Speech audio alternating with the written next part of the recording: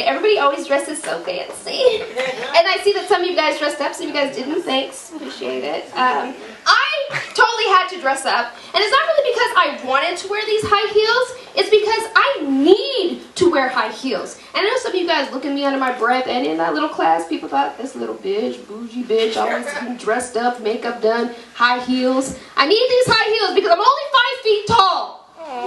Okay. And I don't think you guys seem to realize how life is so hard for somebody who's only 5 feet tall. You know, it's just so I get this fact right.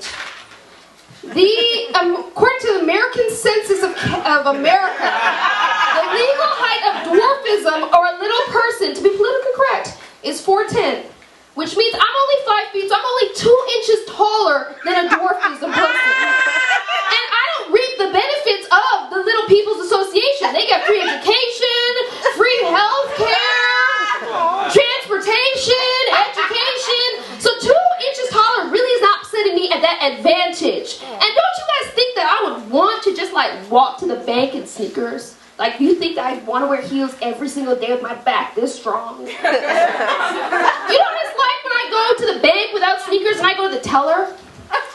They counted my money. Can I withdraw like 200? They could rob me in broad daylight, counting the money, sitting at 5 in between the 20, and I wouldn't even know. I'd be like, okay, thank you so much. Appreciate it. Is that nice? You know my biggest fear is that like I go to like an amusement park and I'm like, ooh, I want to ride this new ride with like a little, you know, nephews, and they're like, you gotta be like this tall, and I'm like trying to stay like, no, I didn't make it, and like an 8-year-old just like walks up, I'm like, sorry. Not nice. It's really bad. And you know, you don't even seem to realize that like architects, they're the worst for people who are 5 feet tall. And I will fuck them up if I see an architect. I've been talking about it. People come to my house like, hey, miss, I'm gonna be there in like 10 minutes. Okay, sure, no problem. I'm like, who is it? They're like, I told you I was gonna be there. Well, I'm sorry, I can't see the peephole. I'm like trying to be like, oh, who is it? I don't think that's for my safety. I have to ask that. And then the disrespect continues as people walk right into the house. Like, hey, Melissa, I didn't know you had kids. Kids? Like, with this stomach and these boobs, I have kids? I don't have no kids. That stepladder is for me. I need that stepladder so I can climb up and put the top of the top shelf. How the hell am I supposed to use my additional storage? Champagne glasses that I love so much are my favorite. But you know, driving is really like the biggest problem for me. I suffer. It's really bad for somebody who's 5 feet, and not for nothing. Like, that's why I need a driver. Not because I think I'm a little bougie, but like, totally. So it's such a stressful activity.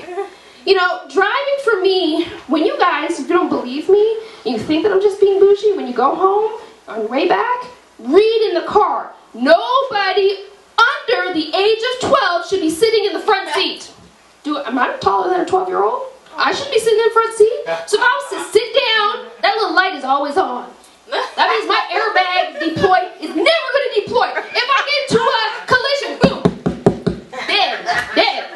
And if so happened my car malfunctions, Mercedes, which probably wouldn't, but it might, it would totally like blow up and decapitate my whole head off. That's it. I'd be dead. Dead either way. It's terrible. And you know, I think parallel parking is like the worst activity that they could have possibly put on a driver's license. I would never have given myself a driver's license if I had to parallel park. I have to do like a 20-point turn, and then we're like in Los Angeles. So you driving in Los Angeles, imagine me, I could barely see over the wheel, and I'm trying to make this turn, and I'm the asshole. Where's all the traffic coming? That would be me. I'm the one that's holding up all the traffic because I can't get into a parallel park.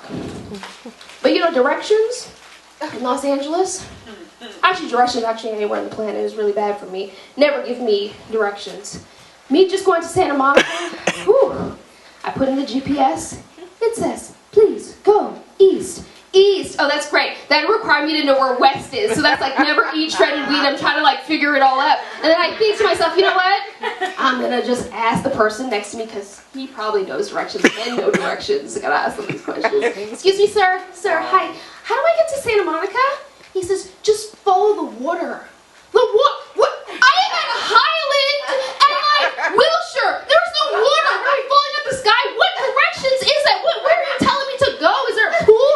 What water? So then I go, okay, you know what? I can't, because I'm not doing this. I'm gonna phone my home girl that she drives a lot. She always knows where to go. Hey girl, how do I get to Santa Monica? Because I don't know how to go. She says, just follow the sun. What? The sun is 2 o'clock in the afternoon. The sun is in the sky. What are you talking about? The moon and the sun? What type of instructions is that? Doesn't even make sense. It's a terrible situation. And I know you're thinking, now I'm a racket, and who on earth would she date? Well, obviously somebody tall, handsome, and wealthy. But the tall is what I'm really dying for, is because I really need that tall DNA. What if we have a little intimate accident? I do not want pygmy children for them to suffer like me. I need a tall man. So if there's any tall gentleman or somebody's cousin or whoever it is, holler at your girl after the set. Thank you. That's my